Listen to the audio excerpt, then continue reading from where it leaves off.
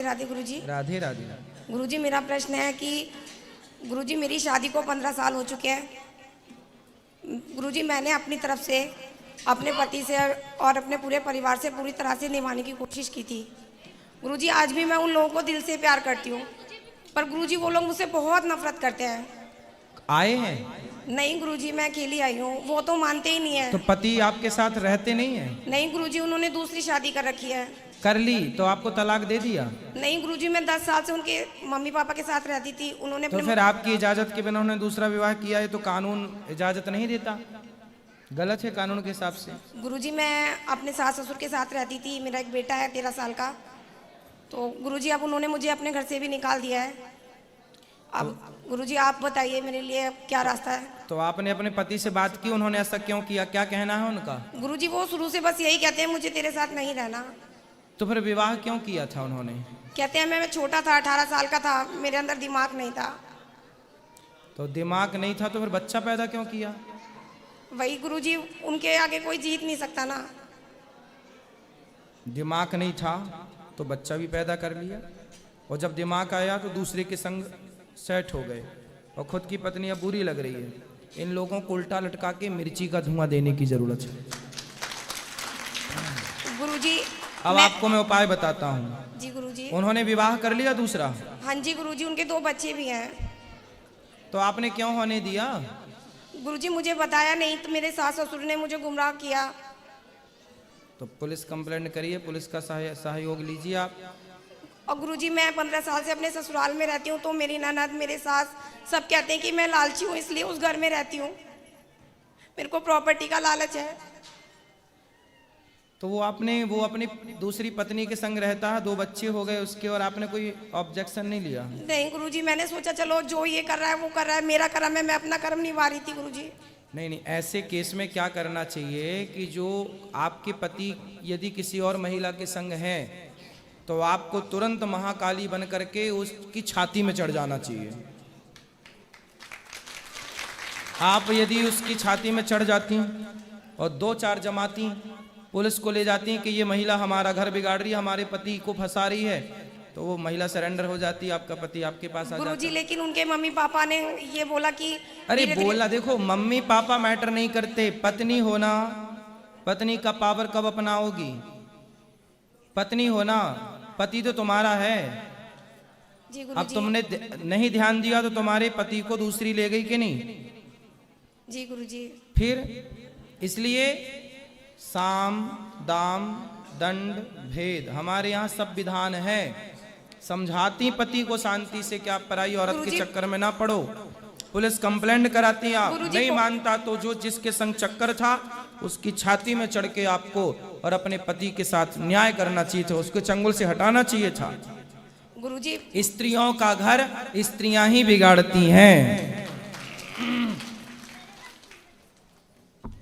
गुरुजी मतलब उनके एक भाई ने ना फांसी लगा ली थी, तो मेरे ससुर कहते थे तू कुछ करेगी तो ये मर जाएगा। अरे तो ऐसे से मर जाए तो ही अच्छा है भाई, चरित्रहीन होके रहे, है ना। ऐसे लोगों को जीने का अधिकार भी नहीं है। रावण को राम जी ने क्यों मारा?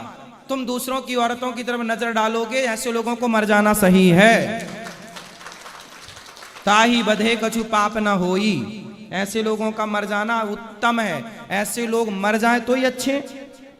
जो पराई औरत पर नजर रखे, जो पराई स्त्री अपनी पत्नी के होते हुए पर नारी के साथ संबंध रखे ऐसे, और जो स्त्री अपने पति के होते हुए पर पुरुष पर नजर रखे और संबंध रखे पर पुरुष से, ऐसे स्त्री पुरुष को जीने का कहाँ अधिकार है? चरित्रवान बन के जियो।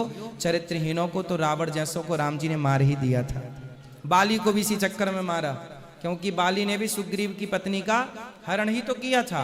राम जी का न्याय यही है, जो चरित्रहीन है उसे जीने का कोई अधिकार नहीं। फिर हमारे यहाँ न्याय अलग प्रकार का है, अब लोग समझ नहीं रहे हैं। गुरुजी अब आगे का रास्ता बताइए मुझे। आप क्या, अब तो लेट हो गए, आप उसके बच्चे हो गए। अब देखो कानूनी कार्रवाई हो सकती है। अब बच्चे ना हुए होते शुरुआत में, आप हमसे पूछती तो आपकी जय हो जाती, आपकी जीत होती, आप छाती पे चढ़ती उसकी। जी गुरुजी।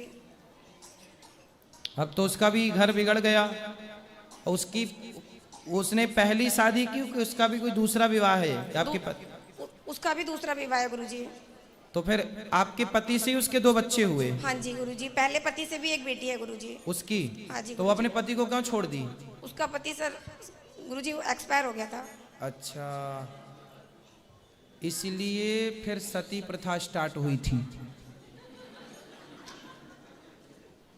सती प्रथा क्यों स्टार्ट हुई थी?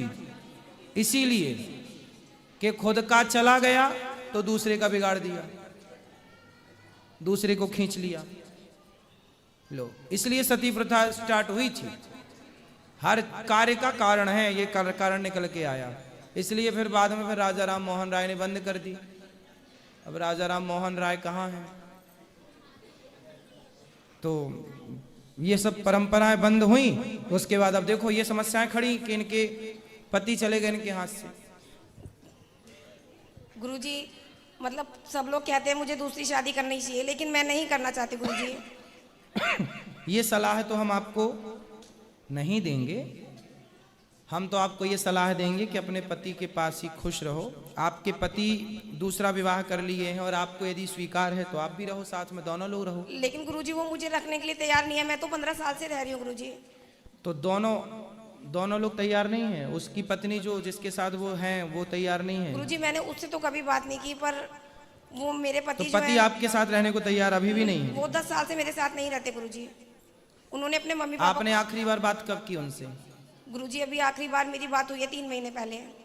तो आपने बोला नहीं कि मैं आपके साथ रहना चाहती हूँ? मैंने गुरुजी बहुत बोला, लेकिन वो कहते हैं मुझे नहीं रहना तुम्हारे साथ। फिर अब आप बताओ क्या करने का मन है आपका? गुरुजी मैं सिर्फ कान्हा जी की सेवा करना चाहती हूँ। हाँ तो करो, ठीक है गुरुजी। भगवान के आश्रित रहो। ठीक है गुरुजी, धन्यवाद गुरुजी। खुश रहिए। आती है हाँ। तो रामनवमी के पहले नवरात्रि आती है ना चैत्र में। तो नवरात्रि आती है, फिर रामनवमी आती है। तो जब रामनवमी आएगी तो राम जी की पूजा होगी, नवरात्रि आएगी तो माता जी की पूजा होगी।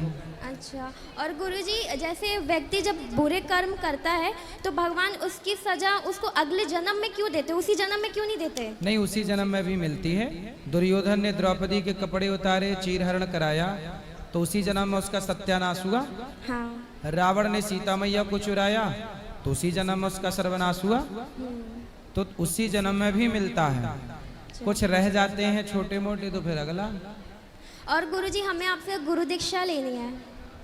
लेनी है? हाँ। कल सुबह 8 बजे। 8 बजे? तो कहाँ पे, यहाँ पे उधर? हाँ, यहीं ऊपर भगवान के मंदिर में। ठीक है। तो कितने बजे? 8-9 बजे। तो हमें कहीं बात करनी पड़ेगी क्या? नहीं, बात क्या, तो बात तो कर ही रहे हैं आप। अच्छा ठीक है, धन्यवाद गुरुजी। गुरुजी राधे राधे। हाँ बेटा।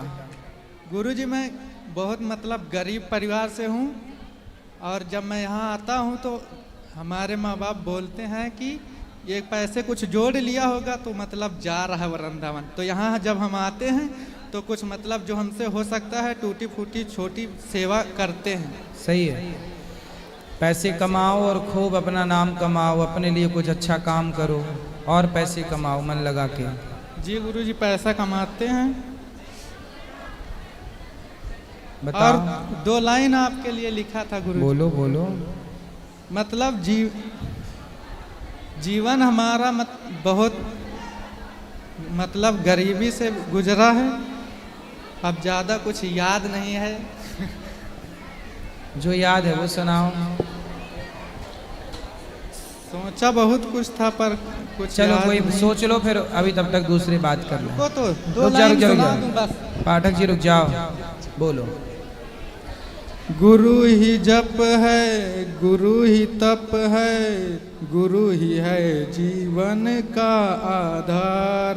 गुरु के बिन सूना मन, सूना तन, सूना है परिवार। गुरु के बिना सूना इंसान, सूना है संसार। गुरु बिना, सही है, बिन गुरु के जीवन में अधूरा है ज्ञान। गुरु बिन सोना है संसार। जिसने गुरु बनाया उसकी नैया पार। गुरु बिन सुना है संसार। संसार। बहुत अच्छा, बढ़िया जय श्री कृष्णा। जी। गुरुजी, मैं एक बात की तरफ मैं आपका ध्यान अट्रैक्ट करना चाहती हूँ। एक्चुअली गुरुजी, एक बात है, मान लीजिए अरबों खरबों जो रुपए हैं उसका जो भारत में यूज़ होना चाहिए वो विदेश में गेन होने जा रहा है। आप मान लीजिए कि कुबेर का खजाना कम पड़ जाएगा, ऐसी बात है। मतलब हमारे भारत को, हमारी भारत की रोज़गार, हमारे भारत में रोज़गार मिलने की वजह से जो आर्थिक उन्नति हो सकती है हमारे भारत की, वो रुक जाएगी। कैसे? जी, मैंने हाल ही में मोदी जी का एक स्पीच सुना है कि विदेश से जो हमारा पैसा है वो भारत में लेके आएंगे, तो वो ये तो कर नहीं पाए। तो मैं ये चाहती हूँ कि कम से कम जो जा रहे हैं वो ही रोक ले। और मेरी तो आप कैसे जा रहा है? जी, एक्चुअली मेरे हस्बैंड यूनिवर्सिटी में हैं प्रोफेसर, तो उन्होंने एक रिसर्च की है। वो रिसर्च जो है उससे करोड़ों लोगों को प्रोवाइड जॉब हो सकती है, लेकिन वो भारत में काम नहीं करना चाहते। वो विदेश में यूनिवर्सिटी खोलना चाहते हैं, वहाँ के लोगों को जॉब प्रोवाइड करना चाहते हैं। उनका पता नहीं क्या मतलब माइंड सेट हो गया है। पति आपके? जी, मेरे हस्बैंड। और मैं बता रही हूँ, रिसर्च के लिए उन्होंने इतनी मेहनत की है कि एक महीने वो मतलब रूम से बाहर नहीं निकलते थे। हम लोग को देखने नहीं मिलते थे, मतलब दाढ़ी एकदम बाबा जी जैसी हो जाती थी।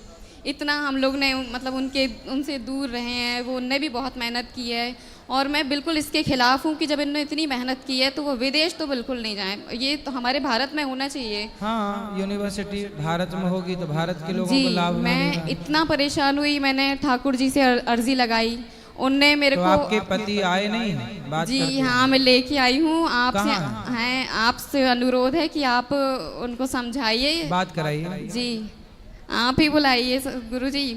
आइए, क्या नाम है आपके ही पति नाम का? से हैं, अनिल नाम है, जबलपुर अनिल। से हैं हम। जी अनिल जी आइए, आइए। जी, thank you. Radhe Radhe. Radhe Radhe. University बनाना चाहते हैं? मैं यूनिवर्सिटी में प्रोफेसर रहा हूँ, काफ़ी समय से रहा हूँ, 6-7 साल वर्क किया मैंने। कौन सी फिर यूनिवर्सिटी में प्रोफेसर रहे हैं? AKS university Satna. पहले जबलपुर में था, फिर वहाँ से मैंने यूनिवर्सिटी में अप्लाई किया तो वहाँ पे हुआ। मैं दुनिया का इकलौता ऐसा व्यक्ति जो हैंड राइटिंग एक्सपर्ट के पद में किसी यूनिवर्सिटी में हूँ। जब आप गूगल सर्च मारेंगे तो वहाँ पे मैं आपको दिखाई दूंगा, इकलौता व्यक्ति हूँ। तो बहुत तालियां होनी चाहिए ईश्वर के लिए। प्रभु की कृपा से एक अनुपम पाठ। तो आप विदेश में रहना चाहते हैं, भारत में रहना नहीं चाहते हैं? नहीं, काम नहीं करना चाहता। भारत तो अच्छा लगता पर नहीं तो भारत में काम क्यों नहीं करना आपको? एक्चुअली क्या है, जो मैंने प्रपोजल बनाया तो मैंने बहुत सारे अपने यूनिवर्सिटी में जब था तो मैंने एक 5,500 स्टूडेंट तैयार किए थे वर्ल्ड रिकॉर्ड बनाने के लिए। तो वर्ल्ड रिकॉर्ड जब मैं बनाने के लिए इच्छुक था तो चाइना का वर्ल्ड रिकॉर्ड बन गया जब कोरोना का समय था। आप समझिए, वर्ल्ड रिकॉर्ड चाइना का बना, कोरोना उन्हीं की तरह से आया था। हमारे कलेक्टर ने यहाँ अनुमति नहीं दी। हमारे कलेक्टर जो सतना के थे, मैं प्रॉपर जबलपुर का हूँ, तो बड़ा मन सा खिन्न सा हो गया। उसके बाद जो प्रपोज़ल बनाया, गवर्नमेंट मेरे पास जॉब है, प्राइवेट जॉब है, और जब भी कोई गवर्नमेंट आती है तो वो 3 चीज़ पे मुख्य ध्यान देती है, शिक्षा, स्वास्थ्य और रोजगार। तो स्वास्थ्य, ये जो मेरा रिसर्च है वो तीनों चीज़ों पे आधारित है। स्वास्थ्य आप देखेंगे कि 3 चीज़ होती हैं, कफ, पित्त, वात। अगर उसको बैलेंस कर लिया जाए तो वैसे ही स्वास्थ्य बढ़िया हो जाएगा। और सबसे बड़ी बात है, आपके हाथ में भी उसको मेंटेन करने की चीज़ है। सही है। और यहाँ पर जितने लोग हैं सबके पास है वो, लेकिन किसी को पता नहीं। हमारे जो ऋषि मुनि थे उन्होंने ऐसी कोई भी चीज़ नहीं छोड़ी है जो हमारे लिए छोड़ के गए हो। सारी चीज़ें बढ़िया हैं, लेकिन हमें पता नहीं है। हो सकता है अंग्रेजों ने दबाया हो इसको, वो रिसर्च मेरे सामने आई। और दूसरी बात है कि शिक्षा, आपको मैं बता दूं कि जब हम और आप पढ़ते थे, जैसे मैंने आपका भी देखा थोड़ा सा, इन्होंने बताया, तो जब हम और आप पढ़ते थे तो जो गुरु रहते रहे, जो गुरु हैं उन्होंने जो बता दिया वही सर्वोपरि था। आज का विद्यार्थी YouTube से भी ज्ञान प्राप्त कर रहा है, इंस्टाग्राम से भी कर रहा है, फेसबुक से कर रहा है, हर तरफ से उसको ज्ञान मिल रहा है। ज्ञान तो बहुत है, लेकिन जो मन पे नियंत्रण है वो नहीं है। उसको भी नियंत्रित करने का आपके हाथ में ही साधन है। आपके हाथ में सबके लेकिन किसी को पता नहीं है कि वो है क्या चीज़। वो मैंने रिसर्च करी है। दूसरी क्या बात साधन पाए आपने, हाथ में क्या नहीं, पाए? वो मैं यहाँ पे ओपन इसलिए नहीं कर सकता कि कुछ ऐसे लोग हैं जो अगर उसको देखेंगे तो उसको एन के तरीके से प्रकरण वो करके और उसको गलत तरीके से पेश करेंगे। तो मैं आपसे पर्सनली जब भी मैं आपसे मिल सकता हूँ मैं आपको ज़रूर बताऊँगा। अच्छा, जो दूसरी चीज़ है, तीसरी चीज़ है रोज़गार। रोज़गार इतना बढ़िया है क्योंकि शिक्षा जो है आज की डेट में आप कितना भी वो करें, शिक्षा अधूरी मिल रही है, अपूर्ण शिक्षा दी जा रही है। पूर्ण शिक्षा जैसे आप देखेंगे कि पूर्ण शिक्षा का मतलब होता है पढ़ाई और लिखाई। अब देखिए ये बच्चा, बेटा खड़े हो आप, थोड़ा सा खड़े हो जाओ। ये बच्चा जो है, ये बच्चा पढ़ाई करता है, इस बच्चे के ब्रेन में कितना ज्ञान है पढ़ने के बाद, आप इस बच्चे को कैसे जस्टिफाई करेंगे कि कितना ज्ञान है? इसका ब्रेन खोल के नहीं देख सकते आप।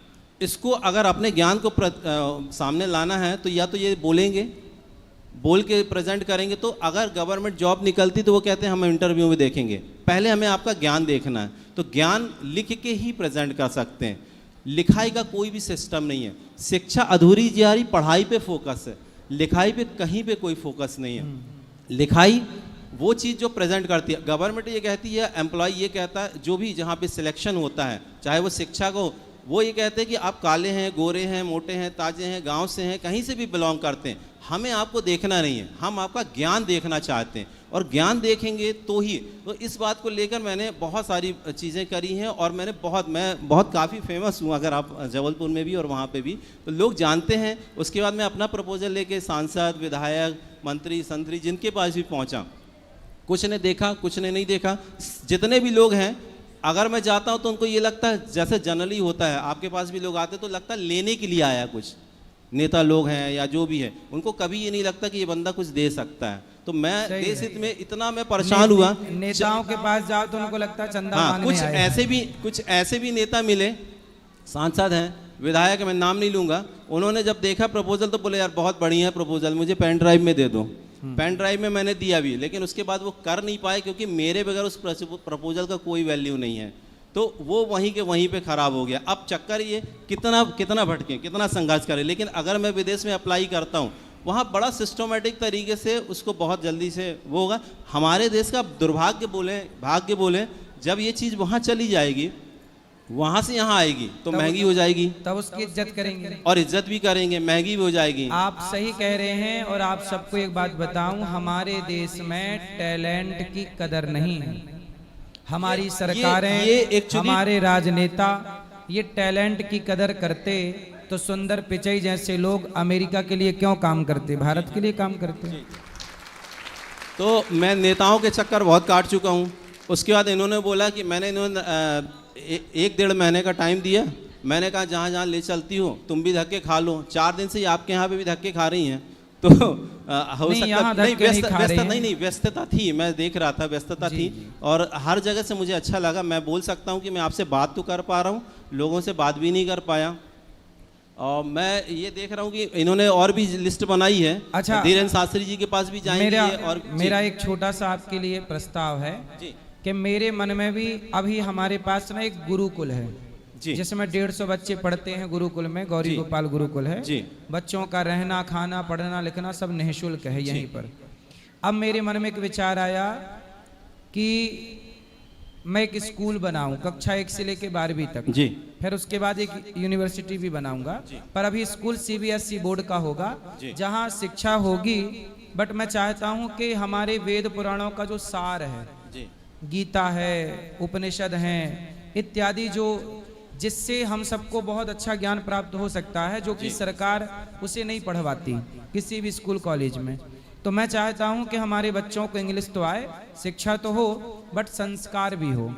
तो एक ऐसा सिलेबस, एक ऐसी व्यवस्था जो भारत के बच्चों को मिले, शिक्षा के संग संस्कार। देखिए, एक छोटा सा बोलूँगा मैं आपको कि अगर आप सिलेबस नया चाहते हैं, या फिर जो भी लोग सिलेबस, आप शिक्षा नीति देख रहे हैं 4 साल हो गई पड़ी हुई है, बहुत स्लो काम है। सिलेबस अगर ना चाहते, जैसे मैं आपसे बात करूं तो आप जो विचारधारा रखेंगे, आध्यात्मिक विचारधारा, उस हिसाब से सोचेंगे। मैं मैथ्स का टीचर हूं, कोई इंग्लिश का टीचर है, वो सिलेबस जो चाहते हैं, जो यहाँ पे चाहते हैं, वो सिलेबस कभी डिजाइन नहीं हो सकता। उस सिलेबस को डिजाइन करने के लिए मेरे जैसे, मैं अहंकार नहीं कर रहा हूँ, पर जो व्यक्ति सारी फील्ड में महारत है, मुझे आध्यात्मिक भी व्यक्ति चाहिए जो गुरु हैं। सिलेबस ऐसा है, हमारे जो संस्कृत लाइन के जो वेद जी जी बिल्कुल, मैं समझ पा रहा हूँ। तो हमारे यहाँ जैसे आप प्रोफेसर हैं, ऐसे हमारे लाइन में भी संस्कृत में प्रोफेसर होते हैं जी।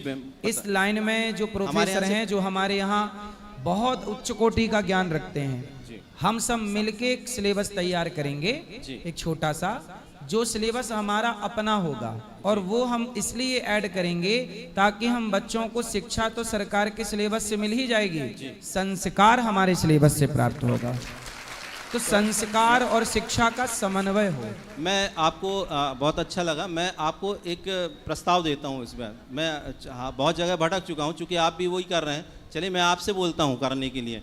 मैं छोटा सा काम कर रहा हूँ। अभी मैं श्रवणानंद जी के यहाँ रुका हूँ, ठीक है, और उन्होंने जैसे ही मेरा काम देखा तो उन्होंने मेरे को बोला कि यार आप 2-3 दिन तो रुके, हमारे बच्चों को ट्रेन कर दीजिए। तो हालांकि वहाँ मैं ट्रेन कर रहा हूँ, उनके पास 30 बच्चे हैं। आज से ही मैंने उनकी क्लास ली है, 3 से 4 दिन हो गया। मैं आपको पूछता हूँ कि आपके पास कितने विद्यार्थी हैं इस वक्त? 150 विद्यार्थी हैं। मेरे पास 3 विधाएँ हैं। 3 विधाओं में से मैं अलग अलग चार्ज करता हूँ। जो सबसे कम विधा है, चार्ज का 1800 रुपये लेता हूँ। अगर 150 बच्चे की बात करूँ तो अगर मल्टीप्लिकेशन करें तो 2,70,000 रुपये होता है। शायद मैं सही हूँ। 2,70,000 रुपये का मैं आपके बच्चों को फ्री वो दूंगा। आप कल शाम को 2 घंटा, परसों सुबह 2 घंटा, परसों शाम को, केवल मुझे 8 घंटे चाहिए बच्चों के। ठीक है, 8 घंटे में आप उसको देखिए, जस्टिफाई करिए आपके हिसाब से, और अगर आपको लगता है कि ये बेहतर है तो आप उसी दिन, परसों के दिन ही वर्ल्ड रिकॉर्ड के लिए अप्लाई कर दीजिए। वर्ल्ड रिकॉर्ड के लिए मैं जो भी काम करूंगा, मेरा आधा हिस्सा, आधा आपका, गौरव गोपाल का भी नाम हुआ। वर्ल्ड रिकॉर्ड के उसमें मेरा नाम तो है, जहाँ मेरी संस्था का नाम होगा।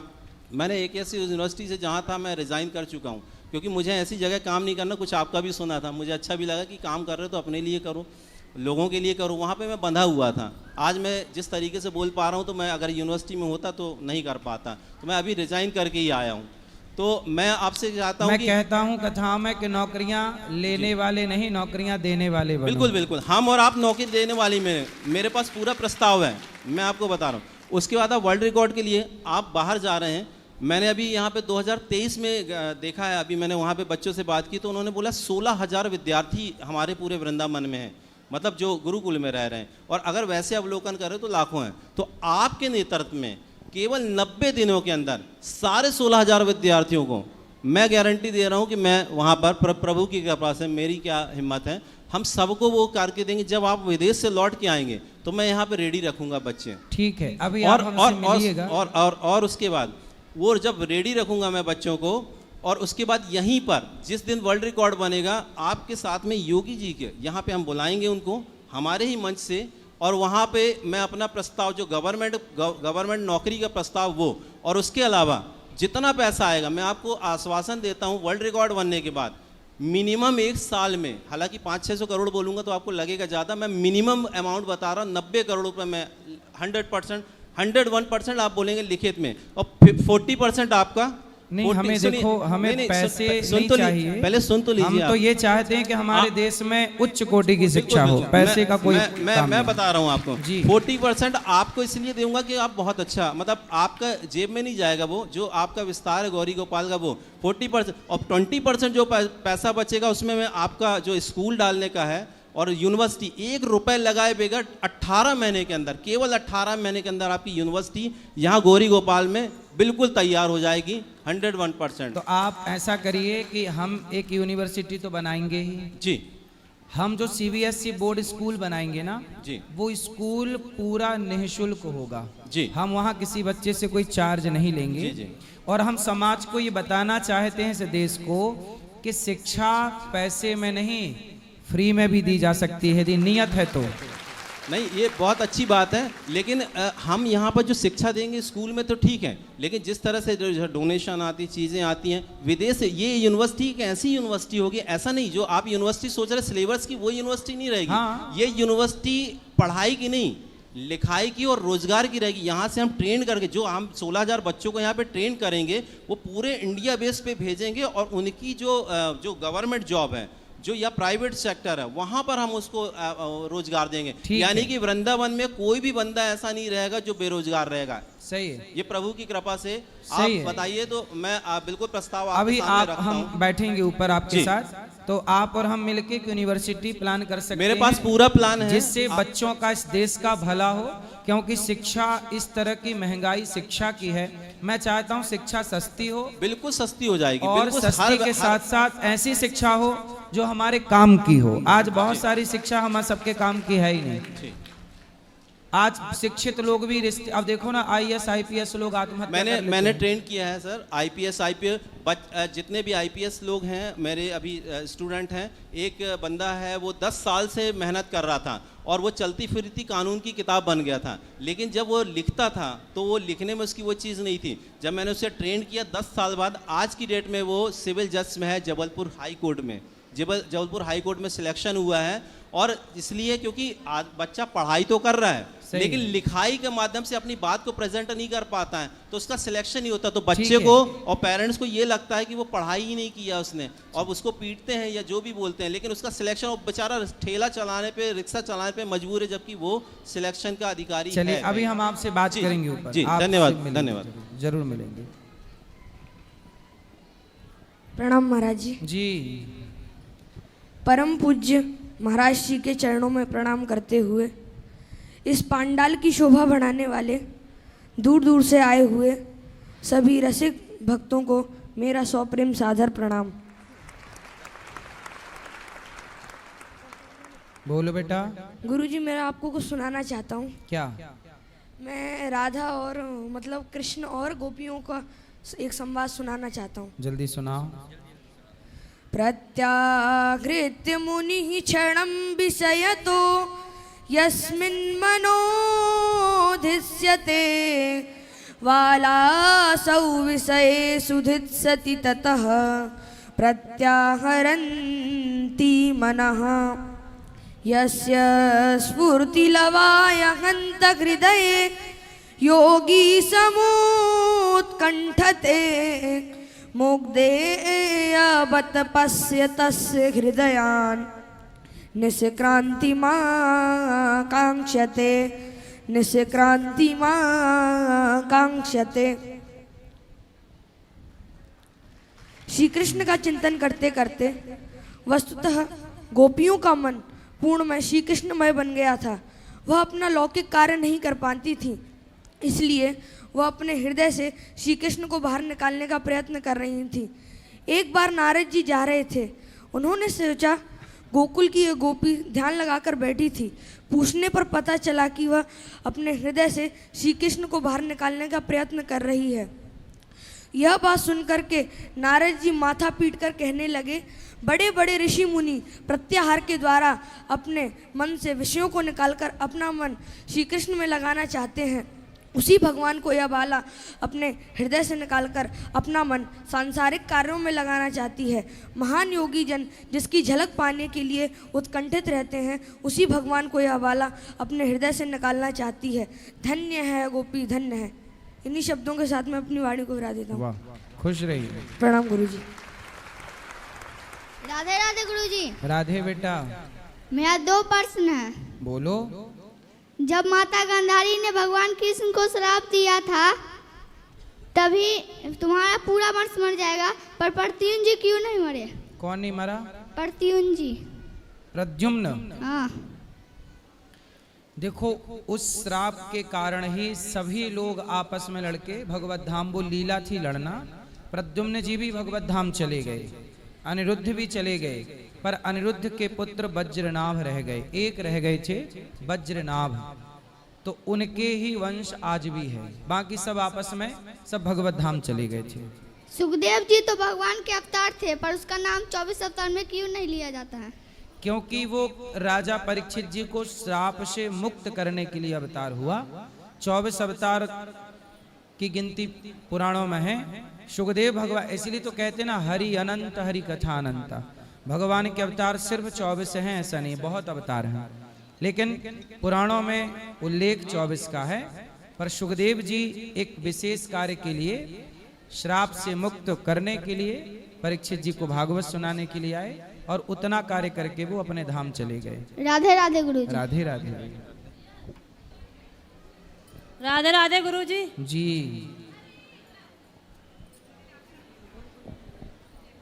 राधे राधे गुरुजी। हाँ बेटा गुरुजी मैं आपके गुरुकुल में पढ़ना चाहता हूँ, ठीक है, पर ठीक है, बात कर लेना ऊपर कार्यालय में। ठीक। हाँ गुरु महाराज। जी राधे राधे। राधे राधे। गुरु महाराज हम आए हैं अयोध्या जी मनकापुर गोंडा जिला से। कहाँ से? अयोध्या जी से गोंडा जिला मनकापुर। गोंडा जिला? हाँ अयोध्या जी मनकापुर गांव है। बताओ क्या सेवा करें तो आप? गुरु महाराज हम यहाँ पोथी पाठ करायन है, तो गुरु महाराज फिर भागवत सुनबे रहन। दूर है महाराज, आए ना ही पाई था। कौन? वहाँ से आए ना ही पाए, दूर कोई है। बात नहीं, जब आ जाओ जितना सुन लो उतना बहुत है। हाँ तो गुरु महाराज वहाँ अयोध्या छोड़ के यहाँ मंतल है ना आपके लगे, तो गुरु महाराज वहाँ के कहा थी सबकी जैसे दूर है ना जाए पाओ तो साल भर में गुरु पूर्णिमा के दर्शन करे। हाँ, साल में आया करो एक आध बार। और नहीं आए पाई महाराज तो कैसे? कोई बात नहीं, जब समय मिले तब आना 2-4 साल में। तो आशीर्वाद आए। अरे भाई सुनो। अरे सुनाओ जल्दी, प्रश्न क्या है?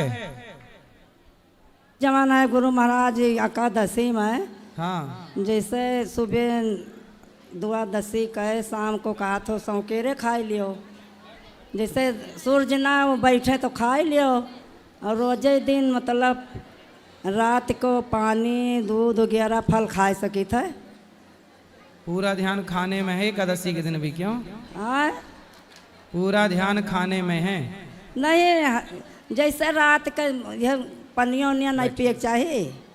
हाँ तो फलाहार कर लिया करो, फल खा लिया करो दिन में ही, रात को नहीं, दिन में ही खा लिया करो। दिन में पानी और फल सब कुछ है। हाँ। अच्छा गुरु महाराज तुलसी का पत्ता तोड़े चाहिए एकादशी रोज? हाँ तोड़ लेना। और जल चढ़ावे चाहिए? चढ़ा लेना। और गुरु महाराज सुबह जैसे वहाँ द्वादशी के पारण के पहले शालिग्राम को हम नहवावे चाहिए। हाँ तो जल और तुलसी पाती पहले खाए के तब मैंने पी के ही पारण हाँ, कर चरणामृत सकते पी लो, चरणामृत पी लेना चाहिए। अच्छा गुरु महाराज। अकरे बाद गुरु महाराज हमें गाय के कहा तो कि करे चाहिए दान। हाँ तो हमारे उतना पैसा ना आई है, 25,000 आए। कोई बात नहीं, गैया आपके घर में है? नहीं गुरु तो महाराज। पहले घर में गैया ले आना, 2-4 महीने सेवा करना, फिर वो गैया दान कर देना जिसको जरूरत हो उसको। तो यहाँ के पंडित गौशाला आपके गोंडा जिला में आपके गांव के पंडित जी को दे देना। यहाँ का पंडित कहते हैं कि जो सेवा न कर पाई तब वो आपके पाप है। गांव के क्षेत्र के पंडित जी को दे देना। अच्छा। हाँ तो अब न सेवा कर पाए तो पाप नहीं लगे गुरु महाराज। सेवा करना काहे नहीं करोगी? वहाँ के पंडित लोग ना कह पाए, आपके पंडित यहाँ गौशाला में कहते रहे कि मैया न कर पावे सेवा तब वो पाप लागी। तब फिर जहाँ सेवा हो वहाँ दो। तब ये करवाए दिन जा। हाँ तो करा दो फिर। हम बहुत